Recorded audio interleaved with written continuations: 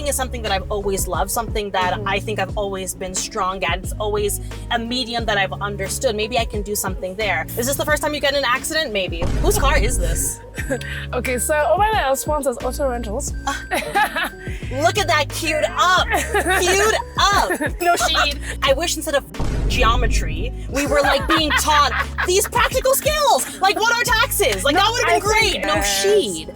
Whatever idea you have, put it out there. Don't deep it, because the beginnings of creating money is community building. If you can get people to follow you, to invest in you, to engage with you, that can lead to bigger opportunities. Hi guys, and welcome back to another episode of Peer Pressure, powered by Peer, the all-in-one money app. And today, we have a powerhouse in the media. Oh, come on, not powerhouse! Not powerhouse! I would love that. Kui Mwai! Hi, thank you so much for having me. I know you've written for Rolling Stone, Vogue. Essence as well, Blavity, which is my main outlet now, Yeah. and a couple others. Should I buckle up? Safety first, Safety first, please. Kids. Safety's important. Thank you. So is money. Yes. We'll talk about it. This episode is brought to you by Peer, your all-in-one app that's used to invest, transact, and take you on your financial journey. Because that's from what I've seen from your bio, you're a writer. I sure am. Screenwriter. Yes, I'm a writer first, a journalist first. That's sort of the foundation of my career. Yes. And then since establishing that, I've gone on to do some screenwriting, some producing, some podcasting, some content creating. Girl, I do it all. And we are off. Is this the first time you get in an accident? Maybe. Can you stop? You know, she asked me this before, and I'm like, this is the second time. Can you imagine if something actually happened? That's 100% on me. Well, that's I 100% I mean, like, she's on about the juju. I do. And it's all like, you know, all about movies, and this is really great because I have like a game that I want us to play. Oh, I love games. And it's not trivia, but in a way, it's movie and 3 words. A movie and 3 words. Oh. So I want to mention like 3 words, and then you tell me what the movie is. Cute. Okay. Yeah. I'm great at games, so I will body this. Okay, lion, pride, Africa. Okay. So like The Lion King? You got it. That's it? Yeah, you got it. I thought I was wrong. You I got thought I was it. wrong. You Okay, got great. it. You got it. You got Amazing. it. Amazing. Okay, it's giving pink. It's giving high school. Barbie. Oh, high school. Like Clueless? No? No. Maybe I should let you finish. What was the third one? High school, is this 2 words? Okay. This is 2 words. High school, Yeah. pink. Okay, let's say clicks. Oh, Mean Girls. Yeah. Little I made it cunty easier little for movie. you. I made it easier, you yeah. did. You did make it easy. I love this game though. This one is. I think these are so simple. Now that I'm thinking about them, they're so simple. Come on, I'm a movie content creator. You gotta give me the hard stuff. Okay, action, Okay. snaps, stones. Action, snaps, stones. Those are shitty words, I feel. Like, action, snaps, stone. Snaps. Like finger snaps. Yeah. You tripping. What is that? Come on. No, what is that? Okay, admittedly, I'm not a let's big... say Infinity Stones. Oh, Infinity... Oh, man. Is this like some Marvel shit? I don't be knowing. Like, Bro, you're there. Avengers-y. Yeah. What's it called? There's like 85 of those movies, bro. One of them. Infinity Squad, Justice Zone. Girl, I don't know. It's Infinity Wars. I feel like I got half of that, so Yeah. I should get at least half a point. At least. How you always love movies? I just feel like you love movies more than like writing. You produce them too. Ooh, I wish we're working toward that. I do have a production company called Creator Productions, shameless plug. We have mostly produced digital content stuff, so short form stuff you'd see on TikTok, you'd see on Instagram. We had an era of our company where we're doing lots of podcasts, which we loved. And the goal is to eventually start to produce bigger stuff like short films and eventually feature films and all that good stuff. I have always loved movies. I am an only child, so I grew up watching a lot of content, a lot of TV shows, a lot of movies. So yeah, I think it was really the first place where I felt connected to the world, where I felt connected to storytelling in a really meaningful, engaging way. I remember when I was a kid, I used to be so obsessed with, how old are you? How old do you think? I feel like you give like mid-20s to me. Maybe she's a cute little 25, 26. I don't know this says that. Really? Yeah. How old are you actually? I'm 28. Oh, come on, we're 28. Okay, my bad. I was about to really flame you like we weren't the same age, but we're in the ballpark. Oh, so you remember? The same age. Yeah, I'm 30. So we're in the ballpark. We're in the ballpark. Yeah. So you remember the era of like DVDs, and you had a portion of your childhood at the very least where you're watching DVDs. Yeah. I remember for all of, especially with kids programming at the time, they used to have these segments that would be like, oh, like the making of like the Emperor's New Groove or the making of the Lion King, and they would sort of, give some sort of like, before BTS was BTS, it was these segments, and I used to watch them obsessively as a kid because I used to love to see what the process of realizing these projects was. Yeah, always loved it. DVDs. When you said DVDs, most of your listeners won't know what that is. I think I saw you didn't even live here long. I did live here, yeah. So I was born in the US and I bopped around quite a bit because of my dad's job. Lived in the UK for a little bit, but I went to high school here. So I lived here for a solid 4 years. It was a very debaucherous time, very fun time. I loved living here. I love living here now. So I was bopping around, but I was always here for summers, occasionally for Christmases. So Kenya has always been a part of my life. It's just changed over the years. Because why I was asking is because like the DVD era here. Iconic. 50 by 100. The only issue is like you have to take care of that thing. Yes. Because once it gets scratches, you done. You done. My dad works in tech, so he had all of the little gadgets for like cleaning them and polishing them. But it's facts. If they're cracked or if they're scratched, you're cooked. But that was such a great era. I used to find so many shows like that, like random. Just go and the lady's there, you're flipping through the book, flipping. She's like, oh, let me give you Nikita season 2. You know what I mean? Quantico season 1. Oh, I used to love it. I feel like that time you could get more movies than now. Even for sure. I don't feel like Netflix has a lot of options for us. No, they give us the bare. They give us the bare of the bare minimum. And in fact, there's other platforms you can pay for it. But I know some don't also work here. 100%. You have to get VPN, and you have to spend more money. Who wants to do any of that? Who wants to do that? Yeah, the only thing is that you can access it anywhere from your phone. That's the thing. That's what's great. Apart from the TV. That's the only thing. Showmax has a really great selection, but I don't think they do a great job. Sorry, no shade. No shade. No shade. That's my note. I'm gonna make that be a thing. No shade, Showmax. But I don't think they do a really great job of pushing what they actually have. They have all the Harry Potter movies. They have lots of great content from HBO and around Africa as well. I wish that they pushed that more. Yeah, they have a lot more to offer, I think. Sometimes people talk about things I don't really follow, like how people say Love Island and oh my gosh. I used to love Love Island. Yes. When it was the UK. Yes. Yes. I feel like now, I don't know, they've washed it a bit. I've heard that from a lot of people. Yeah. I don't watch Love Island. I never have. I did have to cover it for work though. No, I love trash TV. It's absolutely my thing. I don't know. I never got on the Love Island train. Yeah. And then now for this most recent season, I had to cover it for work. And you can imagine, the content that these guys get from these seasons, it's astronomical. And I had to cover it, and I don't want the show. So I was like, girl, I don't know about no Huda. I don't know about no Louis. What's going on?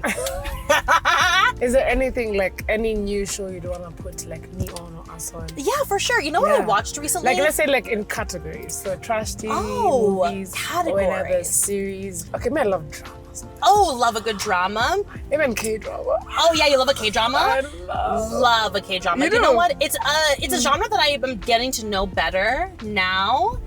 Because of what our audience is always pushing us to. We're always getting pushed to do more coverage on K-dramas. So that's one that you should give me Rex on, actually. But yeah, I wanted you to give us. Yes, okay, let me give you Rex. Right now, go save it, add it to my list. Go save it, add it to your list. Okay. So for dramas, let me think about dramas. Have you watched This Is Us? This Is Us, yes. Oh my gosh. I can never rewatch that show because of just how much it just really just pulled at the heartstrings. When you're talking about a great, poignant, emotive drama, I always go to This Is Us. That's a lot. It's a lot. Just showing how actually some people's lives are really different. Adoption. Living with adoptive siblings, yes, like parents. yes, blended families, interracial families. Like it's such an incredible, beautiful really show. good. I agree. Let me think. What other dramas have I been watching recently? Interestingly enough, I don't think I've been watching a lot of dramas recently. I did recently finish The Hunting Wives, which I do think is it is in a subgenre of drama to me, because it's kind of like that soap opera-y, sexy drama. Really fun. A great binge watch if you're bored for a weekend. That's a great one to check out for sure. Moving on to comedy, I just finished Too Much. It's interesting, these days comedy is a bit of a fast and loose term. I feel like all modern comedies have a dramatic edge to them, and I think Too Much is a really great example of that. I was unsure about the show in the beginning, I'll be honest. Again, no shade, but I did feel like it was like very much like for the white girls, and I was like, I don't think I understand this POV. I don't think this is like something that's necessarily for me. But then I gave it some more time and I was like, oh no, this is great. Too Much. Too Much. Okay, on Netflix. Really great. It is, the title is apt for what it is. It is too much. But I do think that it is too much. There are parts that are certainly way too much. But there is a lot of there's a lot of really great thematic messaging about just like womanhood and families and relationships and heartbreak and trauma. That's where it really shines to me, when it's touching on those stones. So now about like your career journey, like you said you studied journalism. I actually did not study journalism at all. No. Okay. So after I graduated from high school here, I went to a school in the U.S. called American University in Washington, D.C. In Washington, D.C. The capital, D.C. That little list that's coming out. In Washington, D.C. A beautiful school. I loved my time there. Very much for the lawyers, for the people on political tracks, people who want to work in politics. And for a while, I thought that I wanted to follow that path. I was watching Scandal all the time. I was like, girl, I'm about to be Olivia Pope. I'm going to be in a white coat, a white hat, and I'm going to bust these streets. Then I dated somebody who I saw intimately go through the process of becoming a lawyer, and I was like, girl, hell nah. Oh, really? Yeah. So I graduated, and I didn't really know where I wanted to go. The reading this. It's. I think it's more like you have to really want it. It has to be your whole life, your whole purpose. You have to really dedicate your entire like psyche, heart, mind, body, soul to pursuing that goal. And I just don't think, I enjoyed my legal studies. I enjoyed the process of that, but I didn't feel like it was the thing that I wanted to define myself or my career by. So I graduated college and I was like, girl, I don't know what to do. I don't know what to go. So I actually ended up getting I got a random opportunity to go be an au pair in Paris. So I did that for a couple of months. I went to Paris. It was fabulously depressing and chic. I was like smoking lots of cigarettes and drinking. Yeah, it was very depressing and chic for sure. She's saying it so like it is like. Yeah, it was a very chic depression. I was smoking and drinking cigarettes and like just, very lonely, because I went there with no plan. I wasn't taking classes. I didn't have a friend there. I didn't have family there. I don't speak French. It really was very much on a complete whim. But when I was there and I had all of the time in the world to think about who I wanted to be and what I wanted to do, that's when I was like, oh, well, writing is something that I've always loved, something that I think I've always been strong at. It's always a medium that I've understood. Maybe I can do something there. But I didn't have any awareness of journalism at that point. I loved reading magazines when I was younger, but I had no idea that was even a viable career. So I was like, okay, let me twerk on back to America, do some work writing, but for corporate spaces. So doing things like marketing and comms, because I was like, yeah, you can have any degree to do marketing and comms, and you can, right? So I did that for a couple of years, and then I was like, okay, I think I'm ready to do more now. So I started to do research, find publications where I could write that, were small. They paid me in pennies. But that's what really got the traction going for my writing career. Are you employed? I am employed. I'm too employed, some would say, but also not enough employed. It's both. On your bio, are you working for Rolling Stone or have you written for them? I've written for them before. I work for a publication called Blavity. I'm a news writer for them part-time. Blavity's fantastic if you're not familiar. It is a media company that creates content specifically for a Black millennial audience. So I'm writing about all of the trending topics on Twitter, on TikTok, again, for a Black audience. Super fun, love them. But now, yes, so I work for them part-time. I've written for these other publications, and then I have my company, Creeper Productions, as well. And other projects that I have. Yes, it's our production company. Yes. So that's why you wanted to even like see how we're doing this. Like, yeah, I was really intrigued because we have spent so much time thinking about the kind of content that we want to create, the kind of stories that we want to tell. I really feel like media locally and internationally, when it comes to African representation, I just feel like we haven't been able to complete the scope of what our stories and our experiences look like. And that really is the ethos of the company. We want to tell these stories that are often forgotten, these African stories that don't get the attention or the space to live and to breathe and to engage with people in the media and entertainment. Where would you say is the most lucrative for you, like where you make money, where you cannot, if it was about like dropping one, you wouldn't be able to drop it because that's your main source of income? It's a great question. Definitely my journalism career. I have spent the most time building and crafting that, and that's sort of been the vehicle that has allowed me to go into these other different lanes. So I will always be a writer in some capacity. That will likely evolve. Maybe I'll become an editor at some point and take a step away from actively writing as much as I do. But yeah, that's what the big thing is. Because, the way you're saying journalism, is that only like writing, or is there anything else you do? You also film. Yeah, I'm also a content creator. Yeah, the buckets of my career are pretty interesting. So in the writing bucket, I have my journalism career, and then I have my screenwriting career. And then as a content, I don't know, I think of my content creator lane separately. But they all sort of like, they fuse together, they intertwine, because it's a lot of the same skills that we're applying to either lane. Would you say that you are comfortable, like financially, where like things are to go? That's a great question. I think I'm decently comfortable. I am able to support myself and my projects. Of course, we'd love to be rolling in dough. We'd love it. But we know for now that's what we're setting the foundation for. We're setting the stage for that eventually. Yeah. What's your relationship with money? Ooh, what's my relationship with money? Like toxic, I would say. Actually, money gives me like really deep anxiety, and shout out to my beautiful, lovely parents. But I didn't grow up in a house where we talked about money a lot. There was just always kind of the assumption that like saving and those kind of things. Yeah, we didn't talk about those things. Right? Like I remember doing chores here and there, and my parents putting some effort into making me understand like the value of $1 or the value of money. But when it comes to really like especially monetizing a creative craft, but even just like budgeting, sort of these rudimentary aspects of financial planning, of financial maintenance, it wasn't there at all. So I feel like my adult life has been a lot of fearful stumbling throughout trying to figure that out. What does it mean to have a budget? What should you advocate for when you're doing salary negotiations? All of these things that I wish they taught us earlier.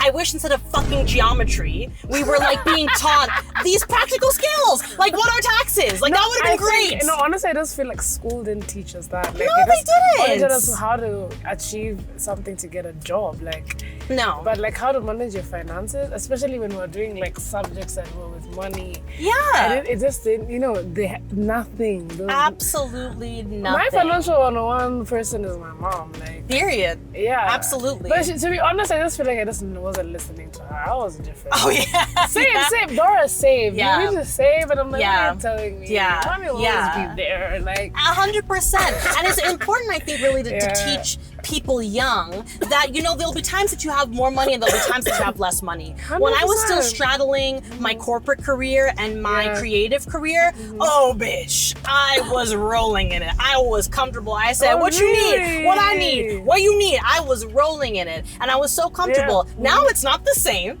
Not the same. Like so at that time where it was like really big for you, like while checks are rolling in, like did you have any sort of like savings, investments? Yes, I did have savings, and I took those savings and I invested in hard pivoting and making my creative career my main career. So it's an investment that I feel very proud of. I think investing in yourself is always the way to go, but certainly it comes with its downsides, and you have to be prepared for what that is going to mean on the day-to-day. And I think it's so important to be comfortable with having no money. You have to figure out how to move, how to create, how to exist without as much money. You know what I mean? Because it will ebb and flow throughout your life. What came about, like, movie buffs, maybe? Like, what was inspiration to like starting that? Yeah, absolutely. So my boyfriend and I are both, again, lovers of movies. He grew up Oh, very that's your similarly to boyfriend, me. okay? Yes. You're doing it with. Yes, Okay. sweet Wilson. Hey, baby. Yeah. So we share a love of movies. We have a similar background. Movies played a similar role in his life. Yeah. And yeah, you know, it was 2022, and we were like, it really actually happened quite in a whim. We were like, oh, like we should like, again, we looked at the space, and like I always say, whenever you're starting something, especially if you wanted to make money one day, you have to look and see what the gaps in the market are. You have to look at what questions are being unanswered. And for us, you know, we were looking at the podcasting space, and at the time, the bulk of the podcasts that were out there, I would even say exclusively, were, you know, like culture podcasts. You know, a bunch of guys, a bunch of girls, and they're like, hey, talking about, you know, women are like this, men are like that. Yes. Again, no shade. There's a space for that. We love like, that, but there's also more stories that we can be telling in this medium. Just say you wanted something with substance. Well, Say it with your chest. just say it. Say it with your chest. Whose car is this? Okay, so Omana sponsors auto rentals. Look at that, queued up. Queued up. Yeah, auto rentals will hook us up with the ride. Yeah, This is incredible, though. Right? This is like the best podcast experience ever. Oh my god, and you're the best. Yay! I love it. Can I be here all day? Can we have lunch in here? Please. Is there any so takes fun. you want to give to anyone who's like, any advice to anyone who's in your field? Absolutely. For Love sure. that. Yeah. I think first things first, it's don't ever be afraid to reach out. Whoever it is, whether it's an employer, whether it is a manager, whether it is a mentor, whoever it is, never be afraid to reach out.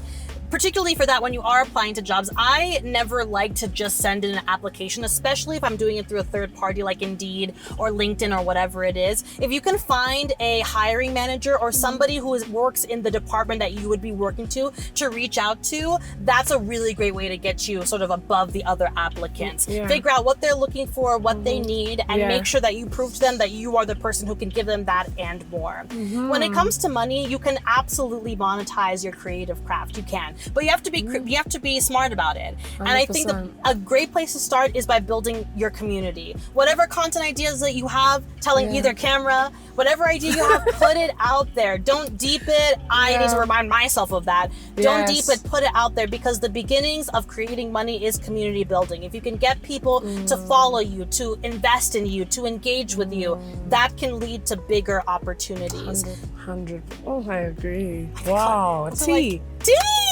Some of them Clock have been dropped it! in, like, clock it. I don't want to do it too much because my nails are atrocious. Edit them with like your nails. You can do this. That was Kui Mwai, Peer Pressure, episode 7. Wow. We digressed. We dropped. Gems were dropped.